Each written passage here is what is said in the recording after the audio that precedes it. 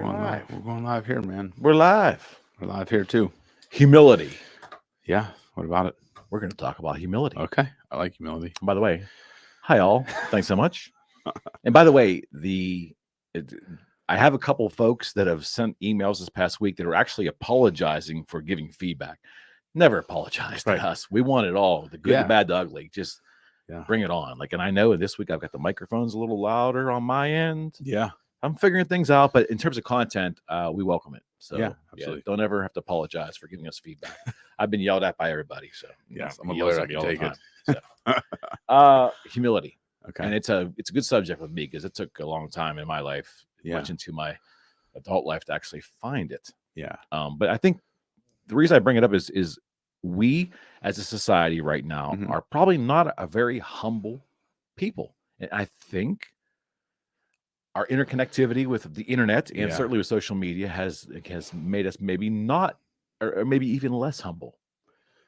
Yeah, I think. There's a million different ways you can go. Oh, we're gonna get a million different ways. Got a whole hour, pal. Yeah. I mean, being humble and humility. I think they can be looked at almost differently, in a certain extent, right? Being humble is. I'm trying to think of a good way to define it. It's like not knowing you've gotten to a certain level of success, but also remembering where you came from. It's kind of knowing your roots. Like that to me is being humble. Like, I don't think I'm any better than anybody. I don't think I'm any worse. I don't think I'm worse than anybody. I think all humans are equal. We just have different paths in life, right? So I think there's that's being humble. Humility is like knowing when you've done something wrong and being able to take a step back, own it, and adjust from it. Like, that's hard for anybody to do, right? Like, that was the hardest thing for me in the 20s. When you're in your 20s, like, you think you know everything. Like, I remember I thought, like, I would never admit I was fucking wrong, ever. Like, it was just like, no, I'm right. I would die on hills that I didn't even know where I was. But I'm gonna die on this hill. Like, I would argue for the sake of arguing. Way to maneuver. Yeah, it is. And then I had Gabe when I was young, and then I had the girls. And as you get older, you start realizing, like, the power of humility. Because I think I realized it when I was in corporate America for the first time. Like, just because I used to be so afraid to admit I didn't know something, or to admit I was wrong. So I'm like, I'm younger than people here. Like, I'm the lawyer. They think I'm the expert in everything. So I had to pretend like I knew it all. And I remember, like, one of the first times I'm like, I'm sorry. Like, I was wrong. I don't know what I'm doing. Like, I had that humility, and it was like, no worries, man. Like, let's figure it out. And it was like, that was the response. Like, I was expecting to be like, oh, this is bullshit. We got to, like, you fucked this up. Like, and it was like, no, it's okay, man. Like, everybody does it. Like, no problem. And to me, it's like, that's when it clicked for me. Like, when you're willing to have that humility in situations that are uncomfortable, the result is so much better than you anticipate. But people aren't willing to do it because they're creating this thing in their head, this like fear of an outcome that never really comes to fruition.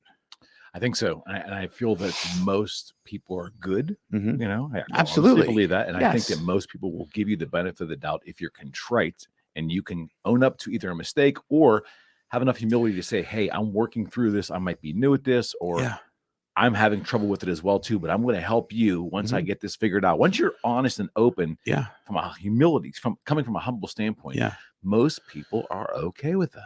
Yeah, like you said, I always believe, like, we're good by nature, human beings. I mean, the world corrupts certain people, and I think certain people are just evil, but they're few and far between. I think we're all good by nature, and we're willing to help one another, but you have to be willing to ask for the help. Right. To have that humility to say, I don't know. Like, I messed up. Can you help me? Can you give me some guidance? Why do we struggle with that? Because it's a vulnerability. Like, think about it. It's a vulnerability. Right. Like I said, when I was in my 20s, like, I thought I had to know everything. So if I didn't know something, I wouldn't admit it. Because I'm like, that was a vulnerability. Like, there's now an opening in my armor. Like, someone could see the opening and then I'm done. Like, that's how I looked at it. Like, it was a war, right? Like, my armor's open. I'm giving you this vulnerability. And it's like, like, I'm exposed now. I look at it completely differently now. Like, exposure and vulnerability is power. Like, it really is. Because, one, not many people are willing to do that and be that way. So the people that are can tend to interact and relate to people in a way that most can't. I would certainly agree. So let me tell you a little story. Yeah. So my first real job, I'm dating myself again, late 80s, first desk job. And I was hired by Miss Mary Coulter, I might say. Okay. Mary, if you're listening, thank you. Huge influence in my life. Gave me a job at a company that really didn't want employees without college degrees, but she saw something in me. And it was a customer service job with a growing department. Okay. And the company was a package delivery service, and they were struggling, which means they had a lot of lost packages and a lot of problems. Okay. What I noticed was that there was so much angst with my fellow employees around me because every call they would pick up, and they were coming in one after another. Yeah. The anticipation was that there was going to be an angry person on there that was mad about their package. Yeah. And we were very limited in terms of what we could actually do without requesting a terminal go look for it or, or to get the claims department. It wasn't going to be an easy discussion. Yeah. At least we perceived that in our mind. And oftentimes that was the case. What I realized was, though, it made it a lot easier for me if I was the most kind and welcoming person, even when I had no idea how to solve their problem. Yep. Exactly right. But I realized, and I didn't even know what the word humble even meant, but Mary had listened to a couple of my calls and months into this process, and she goes, "You're doing great because you really are coming at it from pure humility." It's the first time I ever heard those two words put together. Yeah.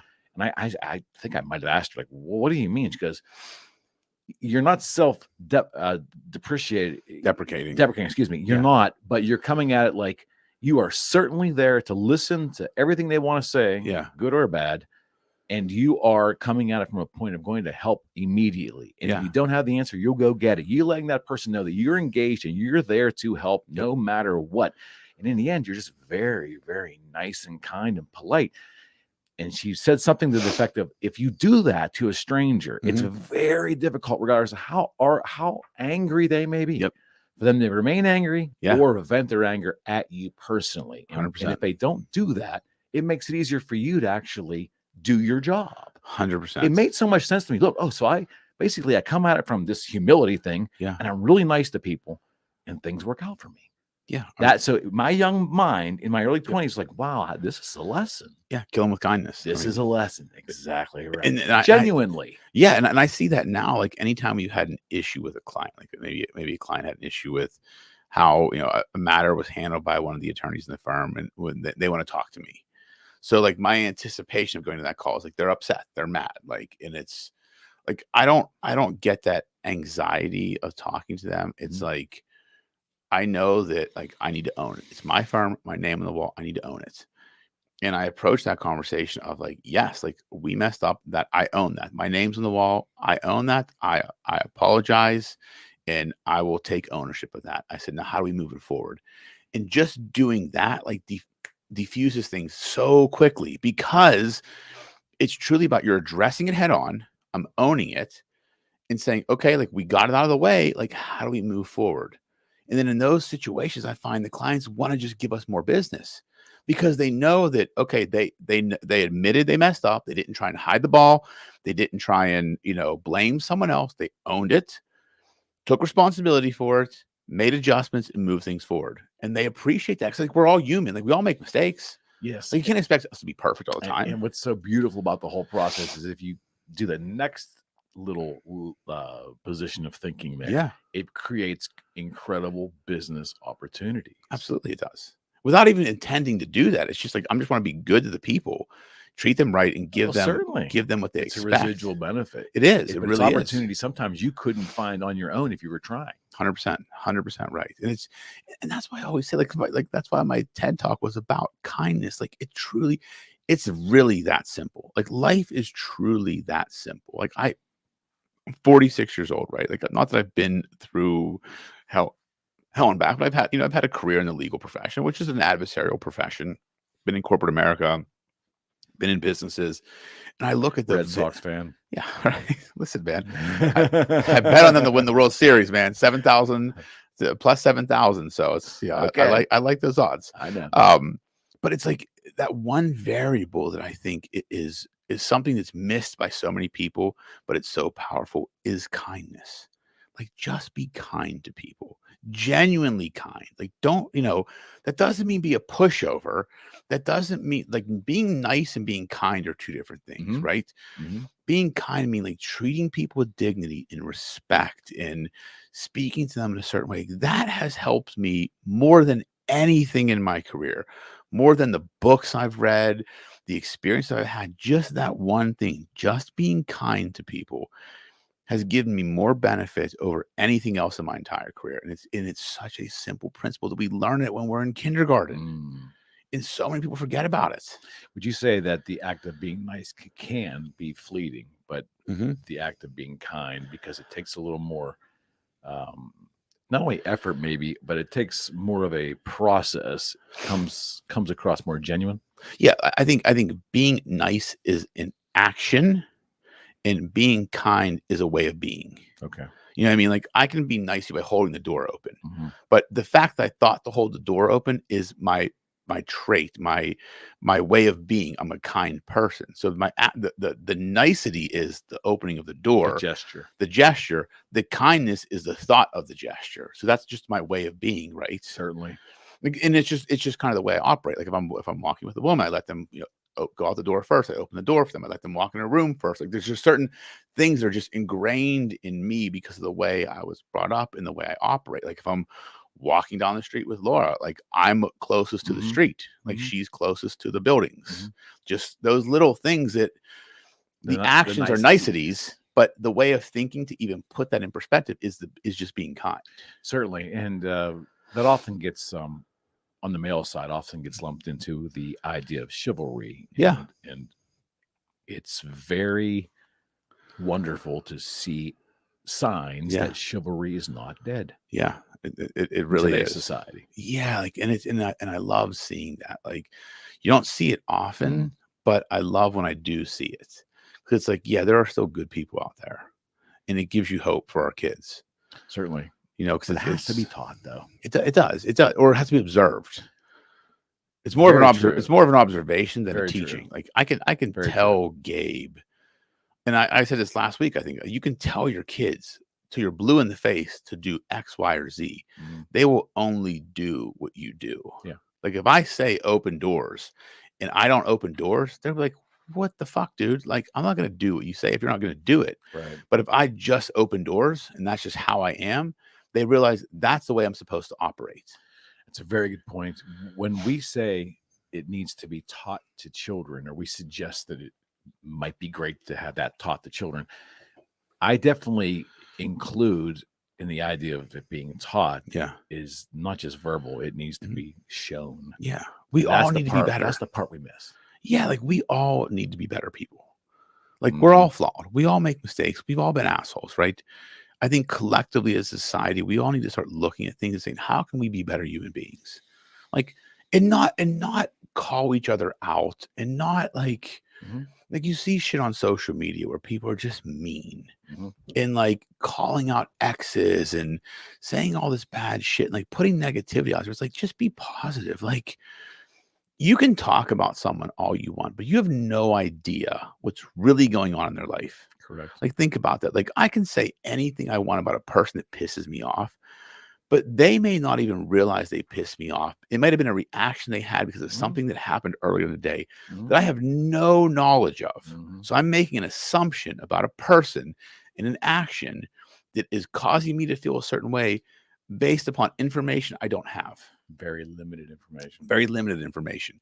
But we have this tendency to do that. We create these assumptions in our head and perceptions in our head that now inform our decision making when we don't have the full information. We don't ever take a step back and say, maybe there's something else behind this. Yeah, that has to be a conscious decision, because I think we all live within our own realities. Yeah. And we put those realities at the forefront of everything, above everybody else, all the time. It's a human. Yeah. We're reactionary by nature, right? I mean, humans are reactionary. Right. And I find myself doing that. Then I tell myself, okay, stop. Take a step back. Look at things objectively. Like, I look, I can be an emotional person, right? I try to be as stoic as possible in most instances. There are times where emotion can get the best of me. When I feel that coming on, I take that step back and say, okay, absolutely, let me just zoom out. And I literally, in my brain, like, picture like a drone zooming out of a situation and just try and look at things from above and say, what is objectively happening right now? And if I feel the same way, then I'm okay. If I don't, then I'm like, okay, I was wrong. Like I was letting emotion inform my decision instead of objective reality. And I think we need to do more of the objective looking at a situation. I think there'd be a lot less turmoil in the world. There'd be a lot less conflict. There'd be a lot less hurt feelings. There'd be a lot less just talking about feelings in general. Like, I think that people would see the world a lot differently. I think so too. There's so many different ways to go with humility. The one thing that's pretty prevalent today in society in general, both online and offline, is the polarization of philosophy. You can dumb it down and say the polarization of politics, but it really is a polarization of philosophy. Even if the philosophies aren't really fully understood by most people who are wearing them as a badge.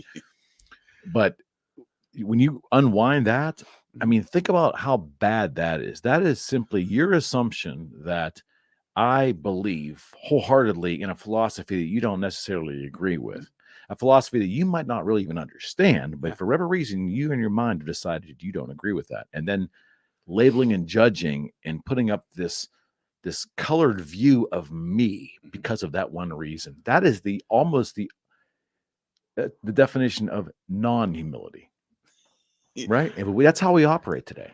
Yeah, I mean, I think that's a really good point. Like we're always looking to judge or label or categorize people based upon the way we think they feel. What gives us that right? I don't have to really do that. I don't have any idea. Where did we start believing that we had the right to do that? I don't know. As us living as a good person, like why would we incorporate the right to label indiscriminately on a whim often, and somehow conflate that as us being a good person? Yeah, I don't know. That's a great question. Like I can't even think historically, like in my 46 years on this earth, like when that started. And I really don't know, because I feel like it just appeared out of nowhere. Like the way we started, and I feel like it all boils back to like the whole, like when all these, like the gender identity started coming into play and all this like turmoil in society, right after the Occupation Wall Street started happening, right? It was like, hey, they're looking at the 1%. Like, let's create some shit to divert attention. Like, that's what was happening there, right? Like, I truly believe that. Maybe I'm wrong. Maybe, there's data out there that it is, in opposition to what I'm saying. But I truly believe, like, because if you look historically, when all these new terms started coming into society, it was like right around a little bit after Occupy Wall Street. Because it was like the Occupy Wall Street movement was like, we're looking at the 1%, the people in power, like we need to take them down because the society's fucked up. Those people are like, well, wait a minute, we need to preserve power. Like, let's just throw some shit down there and let them fight amongst themselves. And if you look historically, like that's when all the, the different genders and all these different things started popping up in society. And then think about that. Occupy Wall Street just went away. What happened? The movement just bye. Well, if I remember correctly, the movement, to me, in my opinion, was ingenious in the beginning because it was leaderless. Yeah. It was basically like a swarm of like-minded humans on this particular issue were venting their frustration. Yeah. It was when a structure or hierarchy within this rebellious organization started to have that the corruption happened. Yeah. It's like, and maybe that's just this invariably that's how it's going to happen. Yeah, any organization eventually gets like that, but I think when they're formalized, right? But I think the issue really was when they started looking at the people they were calling out. Those people are the ones in power saying, "We can't let this happen. How do we divert attention?" So they systematically found a way to destroy. Yeah, like let's create all this turmoil. Like you all matter. Like all your feelings. Like let's. Oh, I think if you want to be a computer, you can be a computer. Like whatever you want to be. And it's like, and then it just, if you look at it, like, we started fighting amongst ourselves. Right. If you unwind, odds are likely that if you unwind most special classifications or groups of humans with all philosophies, if you unwind it, you do a deep dive, you'll find nefarious intent from people outside the organization 100%. Trying to either cause disruption or orchestrate that group in a certain way. 100%. And that tendency probably goes back in human history. Right. I think it's human nature. Absolutely. I mean, think about just like, the people in power, their sole purpose is to preserve power. Like if you look historically, right? Yeah, there were leaders like for like Marcus Aurelius, right? For the people, right? He was, he wanted to give Rome back to the people, right? But the majority of leaders over time, like it was a preservation of power. Certainly. How do you preserve power? You create chaos in the masses. So they need someone in power to sort through the chaos, to control the chaos. Because if everybody's getting along, what do we need people in power for? We can self-govern. And if you create chaos, self-governing goes out the window. Now we need someone above to govern the chaos. And that's what's happened historically. Create and enforce order. Yeah. I mean, think about our system now. Like we have two parties, but they're really the same side. They're two sides of the same coin. Really. It's like, they always have. How do we get these people to fight so they have to vote us in and help us help them?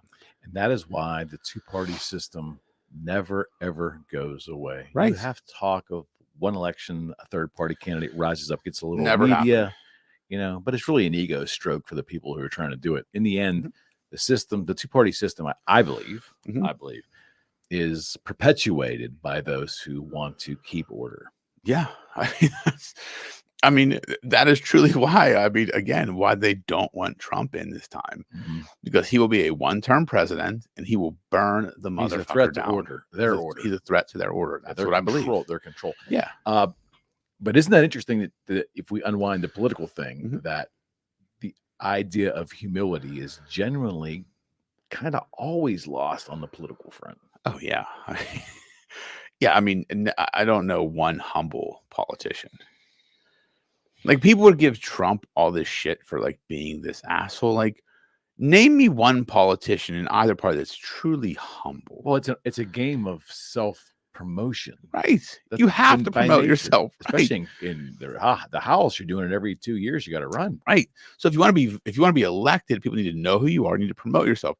Trump has just been promoted himself his entire career, and he's just better at it than most people. Like he can take negative publicity and turn it into free media coverage on a dime. Like think about like during his first election, the campaign. Like I remember reading something about like how little he spent on TV ads because they were talking about him on every channel. He didn't need to. I think it's times 10 now. That's what I mean. Like he doesn't need to pay for shit because everybody's talking about him.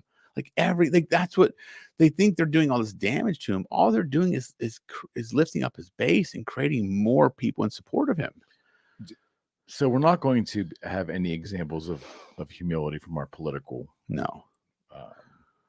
leaders, so to speak. We're not going to get it from Hollywood. We're definitely not going to get it from any of our sports or entertainment folks. So really, outside of the core family and hopefully the proliferation of family values within families and maybe our religious organizations, there's not a lot of signs of humility for people to observe in society unless they're really looking for it.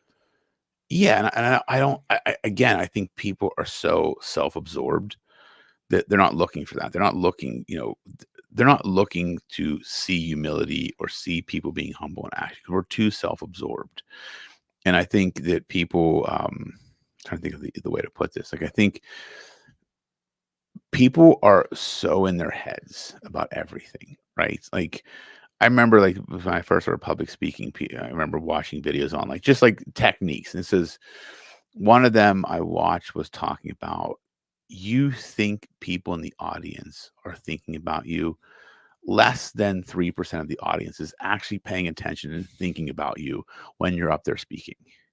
And that made it really easy for me. It's like, okay, if there's 1,000 people in the audience or 100 people in the audience, that means 3 or 30 people might be thinking about me and listening to me. So cool. Like I'm just talking to those people because really we're so self-absorbed. We're thinking about our own stuff. We're in our own heads. We're not looking for other people. And we probably learned that lesson multiple times when we were young. Yeah. When we think we're coming home from school and they're going to make fun of me and this, and the next day it's not anywhere as bad as you remember. Yeah. And we've learned this lesson multiple times in our life, but here we are as adults and you're going through a speaking event and you have to relearn that lesson. Yeah. We create anxiety in our head based upon outcomes we've created that'll never truly happen.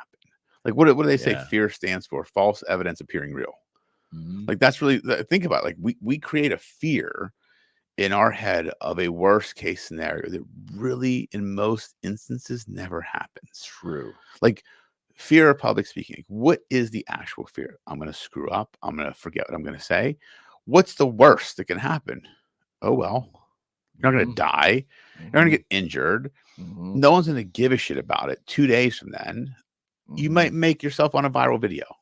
Like if you blank on stage, like you may go viral and make a bunch of money on TikTok. Who knows? But we create these things in our head and these potential outcomes that are way worse than anything that will actually happen. Okay. Do you think that the bulk of that is that we don't want to stand out and be quote unquote made fun of or become a spectacle, or we're looking to stand out and we don't want to screw it up?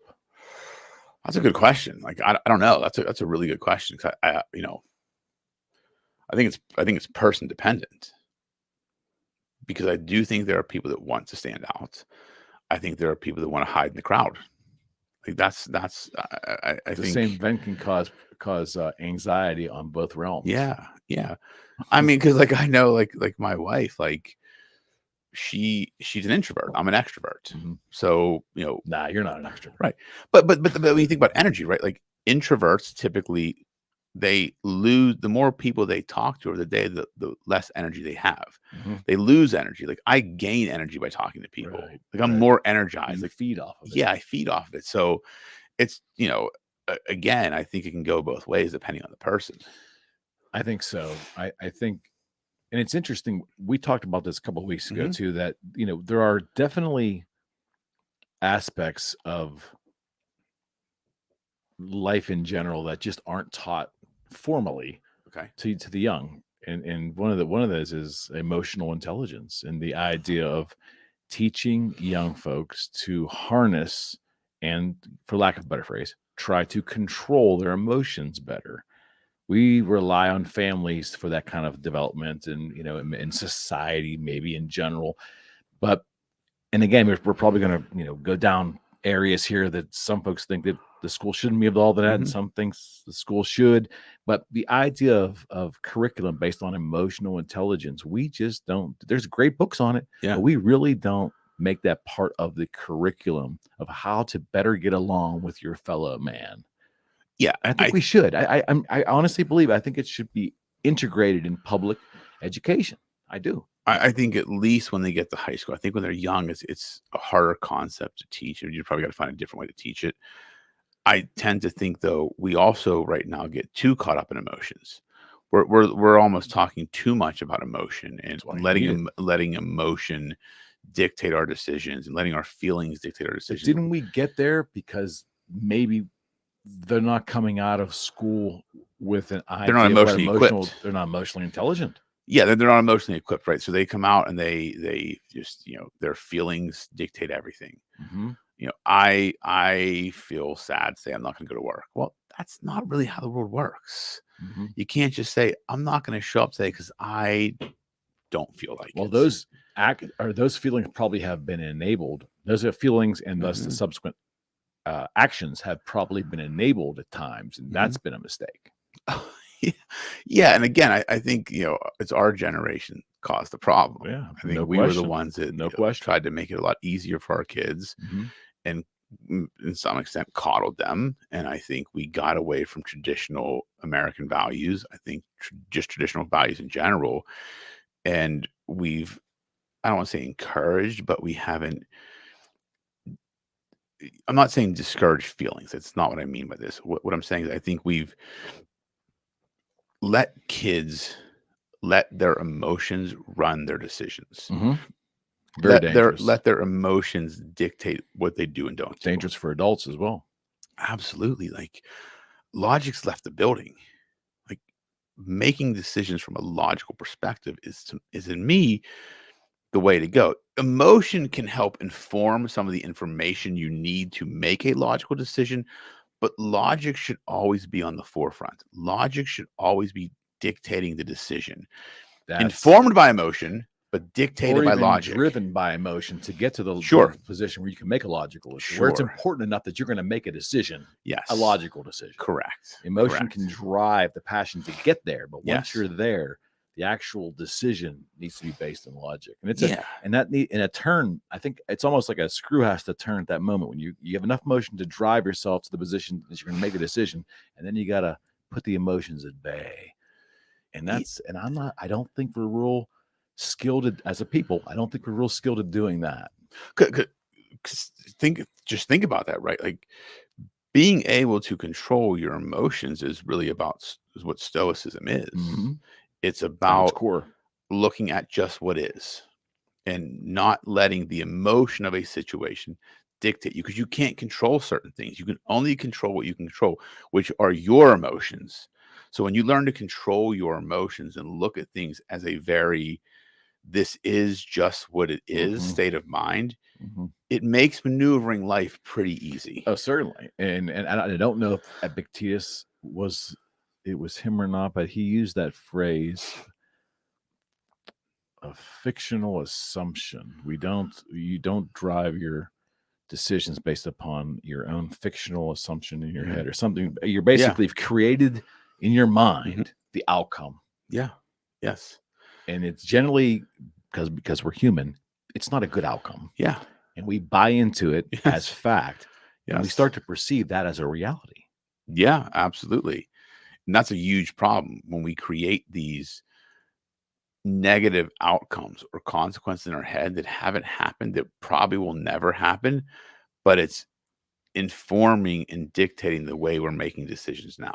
That's a dangerous territory to be in my opinion, because emotion matters, right? Like, I'm an emotional person. Like, I can let a passion and emotion help drive me to a decision or to a situation, but I always take a step back and say logic has to dictate it.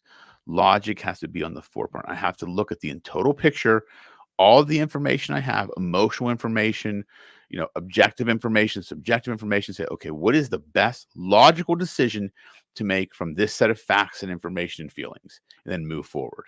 Okay. That's hard for a lot of people to do because it takes different levels of thinking and feeling across the board to make that type of decision. And I will make the argument, to bridge that, that we often don't have enough humility where we put ourselves in a position to gather enough facts to make a logical decision. Oh, of course. Yeah. I mean, yes, we as humans tend to think we have to know everything or want people to think we know everything. And humility is saying, I don't know. I need to find out. I need your help. I want to ask you questions. I need you to help me come to a conclusion, or at least get the information I need to come to my own conclusion. It takes humility. And human beings, we have a hard time with that, because that is the humility of saying, I don't know. Can you help me? Okay. And in that same scheme of thought, do you think today we have lost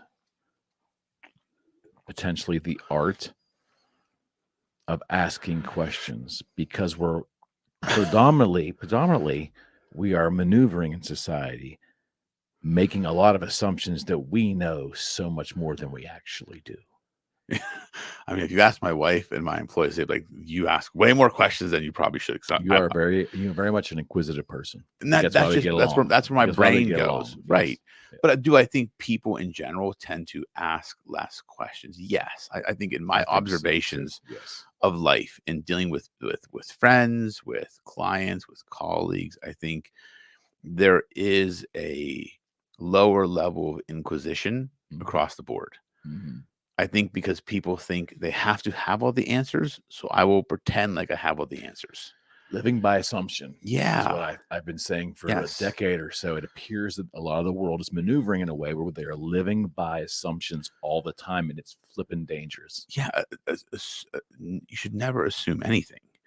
Like, especially in the legal field, right? I mean, the quote from college where my fraternity brothers wrote on the wall when I said this to my girlfriend at the time, assuming makes an ass out of you and me. Yeah. Like that. And I literally said that to her, and that started a quote wall in college, because I'm like, she had made an assumption. I'm like, assuming makes an ass out of you and me, and it started a quote wall. But it's the truth. Like, that's really what it is. You can't assume anything. Like, that's why I ask so many questions. I may have a preconceived notion, or I may have somewhat of an assumption in my head about a situation, but I will never make a decision based on the assumption or the preconceived notions until I at least verify it through question. Especially in your field. In any field, like it could be in, what are we having for dinner? Okay, I'm assuming it's this, but let me ask the questions. Maybe you cooked it differently. Maybe there's a different seasoning on it. I made an assumption because I saw when I left the house, this was in the fridge on a plate. So I'm assuming that's what you made for dinner, but I'm not going to walk in and think I'm having chicken without asking the question, Right. Are we having chicken for dinner?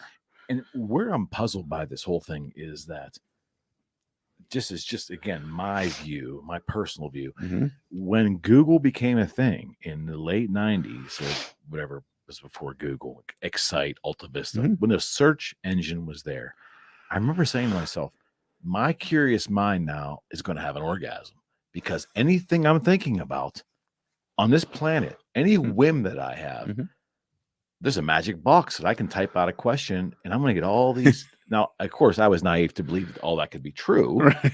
but really, as opposed to going to the library and having to dig and do research, all that changed. Yeah.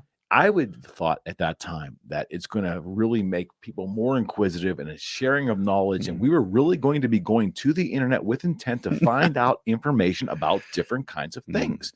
We've now become people who basically live off of assumptions. And when all of the answers to everything can be asked of others to learn from, or we can research ourselves, yet we don't really do that. Well, so think about that. One, true research, whether through Google or otherwise, is hard. It takes time. Especially now. So again, Google's made it very easy for people to be lazy. First. Second, people make assumptions. If it's in the first 3 results on Google, it must be true. Usually those are sponsored results. But even take away the sponsored one, the one that even say sponsored, take the first 3 actual organic results in Google. Okay. All that means is those websites have better SEO. Like I will sometimes go 10 to 12 pages deep on Google. I agree. Just to see, because again, I'm not going to, because I know how SEO works, right? Like I agree. I can write a bunch of shit on a bunch of pages on my website about cardiac surgery. And if I rank it high enough and someone types in best cardiac surgeons in my area, it could potentially pop up my law firm. So it's manipulable. 100%. The search results are complete. Like, why do you think there's companies out there that charge a lot of money to do SEO? Yeah. Like white hat SEO. They go on your website, they do the right meta tags, H1 tags, the right keywords, all the right stuff to rank you. There's AI out there now that you can write a blog post that's SEO perfect. Right. The perfect amount of keywords, the perfect length, the perfect thing that Google looks for. It's a manipulatable system. Absolutely. So it's very hard to trust the results. So people, again, first page of Google must be authoritative. I'm going to assume this is correct. Got it. Like I've had people I've talked to on the phone that have said, I saw this on Google. I'm like, that is the complete opposite of what is. Like this, I'm telling you the sky's blue. You read something that says the sky's yellow or purple. Certainly. Not the case. Certainly. But people think because it's in those first 3 to 5 results, it must be true. It's authoritative. And we do that based out of laziness. Based out of laziness, based out of being misinformed or uninformed. Because again, like I think if you know enough about technology and you've been paying attention, just look what happened during the 2020 election. Like it's been proven that Google manipulated the results. Like they weren't showing certain Facebook things to people. Right. Like they weren't showing the Hunter Biden story. There were certain things they just weren't showing. That's manipulating an entire population of people by the information. So that should tell you right there that you cannot trust it fully. You have to verify and do your independent research. And that is often difficult for many people. Because it takes time. From a time standpoint, It takes time. And we want instant gratification. I want to go on the Google and in 0.1 second, I want to have my answer. And Google will even tell you 7 million results in 0.3 seconds. So people think, it took a second. This is bullshit. Like, why is this taking so long? But think about why they do that, right? They want you to need it so fast. They put, my belief, no data to support it. My belief is they put that up there to create something in your brain thinking like, I got to get the result fast. So if I got the result fast, that's the result I was looking for, right? So if I say, okay, these results came back this quick, these must be correct. Again, an unsophisticated way of looking at it. Yeah, it's just I think people don't have the time, and they just want. I get it. They want the instant results. But we're not asking ourselves the next question. Like, whoa, okay, that's what first spit out. But take a deep breath here before I dive into this supposed answer. What else is below there? Yeah, I think if people really went back and used just simple intuition, I think we've lost our ability to listen to our own intuition. There are a lot of times where I will read something or see something, and I will say to myself, this just doesn't feel right. Don't know what it is, but my intuition is telling me something. And then I do a little bit more research, and my intuition was correct. I would say 99% of the time, my intuition is spot on. We're not wired to ask ourselves, or that's an exercise, and we're not mentally doing that. No, it's something you have to keep. It's something you have to keep exercising, because to me, intuition is a muscle, right? The more you use it, the more you get in tune with it, the better you are reading it and understanding it. 100%. I mean, 100% it is. But again, people don't always do that. Let's do a slight right turn, not a hard right turn, or left, depending on your political philosophy. Don't want to offend anybody here. I like it. Talk a little bit about humility in the business world, or the lack thereof. I've seen my own mistakes in business and the mistakes of others, some working with me, working for me. I've just seen a lot of times where situations either blown out of proportion, or people did not possess humility enough and understand humility. They were making decisions that really ended up were not in their best interest, me included. Yeah. We all do that. And it's a human nature thing, but in business, it can be absolutely devastating, or any organization, it can be devastating. Yeah. I think in a business perspective, right, when it comes to any type, like for the business myself, right, like I will never make a decision based upon emotion. I will never make a decision that has a financial impact or will impact my people quickly. Like, I really want to think through things, because I know that's how litigation happens, right? Like, think about, like, we deal with litigation, right? Certainly. Like, people make quick decisions. They make emotional decisions, which cause them to get in trouble. How often is it emotional decisions that cause that litigation? 95% of the time, probably. Right. People just get pissed off and like, fuck this dude. Like I'm not going to do that. Like, I'm not going to fill on this contract. So I'm just pissed. It's like, well, okay, understand the implication of that. Right. Like, you may be angry right now, but when you're $50,000 into us for legal fees, because you made an emotional decision, like, that's something you got. Like, I think business is true. Like, there's an emotional component to business, right? And I think if emotion and passion can drive a business forward, right? But when it comes to decision making within business, as an entrepreneur or a business owner, you have to purely remove emotion, because emotion clouds vision. It can cloud your judgment. It can make you make bad decisions and quick decisions that are not right. Like, anytime I've been angry about anything, I will never make a decision. I'm like, I need to sleep on it, think about it, take a step back, and look at it objectively. A lot of people will not do that. It's almost, you're so better served with that old adage that our grandparents probably told us, hey, sleep on it. If you feel that passionate about it tomorrow, then you might need to do something about that. But odds are likely 80+%, they used to say, you're not going to feel the same way after a 12 or 15, 20 hour period as you do right this moment. Yeah. And there's a lot of times where I'm talking to clients, and it's my job is really to advise them of that. Like, hey, like, I get it. Like, this is an emotional situation. Like, you're pissed. I completely understand. I see it from your way. I'm not disagreeing. And I will say to them, I just want you to stop. Let's not do anything right now. Give it 24 hours, and let's reconvene tomorrow and discuss it and see if you feel the same way.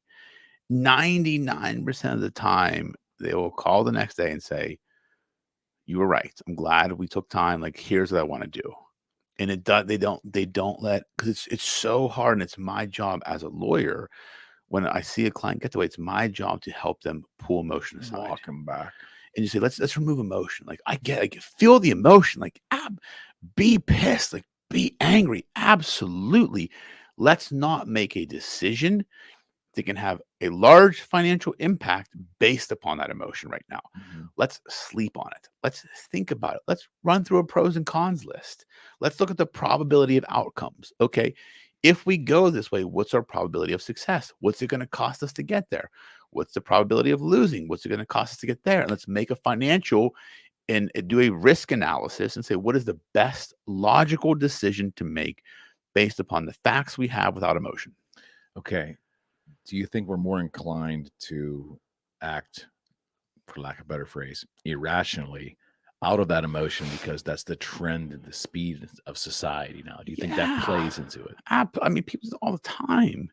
Like, I mean, just watch people interact. Like, there are so many times I will see or speak to clients or potential clients and realize that the situation they're in is because they just reacted. There was no thought behind it. It was just like, nope, that's what I'm going to do. And they reacted and didn't think anything about it. And then they wonder why they're in a situation that has to be unwound or has to be dealt with. It's going to cost money, when all they had to do was take a deep breath, step back, and say to themselves, let me think about this for a moment. But it's hard to do, right? Business is emotional. Isn't that a form of humility? Having the sense to take a circumstance and then, like you said, sleep on it, day, 12 hour, an hour. Yeah. Before actually making a decision. I mean, that to me is an act of humility. Yeah. It's an act of humility. It's a kind of humility almost. It is. And I think it's smart decision making is really what it boils down to. It's understanding that life is emotional. Human beings are emotional. Emotion is always going to have a role in what we do. Right. But a decision that has an impact on a business or a financial impact on yourself or your business should not be made based upon emotion, because 99% of the time it will be the wrong decision. And too many people don't want to take that time. We've become reactionary in nature because the speed of society, right? Look how fast we get information, how fast we get products, how fast we get anything we want. So our reactions have just gotten faster. We're like, we want to resolve this right now, so I'm just going to react. I'm like, fuck this is what I'm going to do. I'm like, maybe not do that. Think this one through. Let's deal with this tomorrow. Let's talk about it, all the pros and cons tomorrow. But again, it's the need for speed, the need for quick resolution, the need for finality to things. That's why I think people react the way they do. They don't like things hanging out there. Are we good students of our own lives? And the reason I ask that question is I'm thinking about a circumstance where I really took the heat over an issue that I had with Boogie Street, where an artist just indiscriminately said that he was going to leave the company I was working with and leave the project midstream after we're sitting on all this product that he was no longer going to promote. And I made the decision to say, well, F him. Fine. Now, you know what? I'll figure a way to move these products. I'll figure this, never even thinking for a second that, all right, find out why he wants to leave the cliff. Investigate it. Is there something that's solvable? And in the end, if it's not solvable, at least there's a lesson there. I didn't do that. And I ended up in a bad financial way on that project because the promotion was now gone and the product wasn't very valuable. And I think had I simply just handled the circumstance different, let the emotions go aside for all parties and not make a rash decision, I would have been better off. But I guess my question is, I learned from that, and I didn't make similar situations when I got angry in business going forward. My question is, do you think we're good students of our own lives in that when we have monumental or significant failures, whether it's financial or whatever, are we able to learn from that? Do we actually take the time in most instances to learn from those mistakes or those missteps and correct it, whether it's finding more humility, whether it's just making different decisions? Are we good students of our own lives? I think we should be, but most people aren't. Successful people, I believe, are, because I always say, if you make a mistake, it shows you're trying. If you make the same mistake, it shows you're not paying attention. I think that's really what it boils down to, right?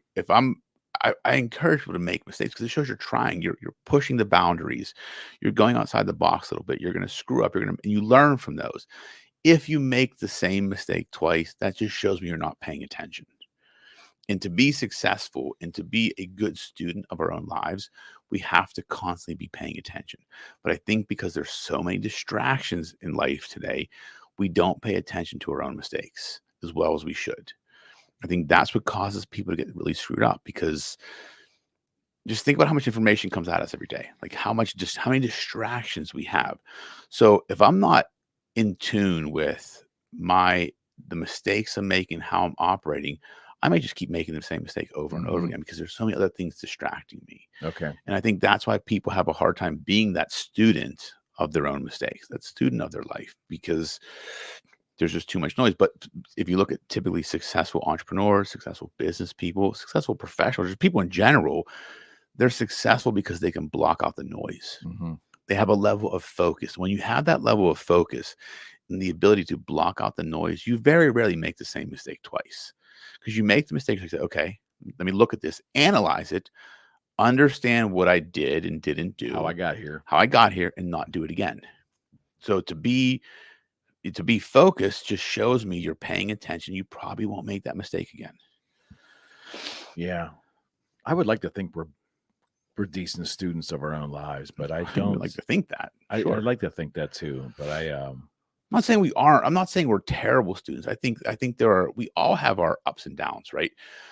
I think people in certain instances can be great students of their own lives, but I think as a whole, if I'm looking at it, holistically, I think a small segment of the population is. The majority of this population isn't. So that concept might be a good tell between success and non-success. Yeah, like you can pretty much tell.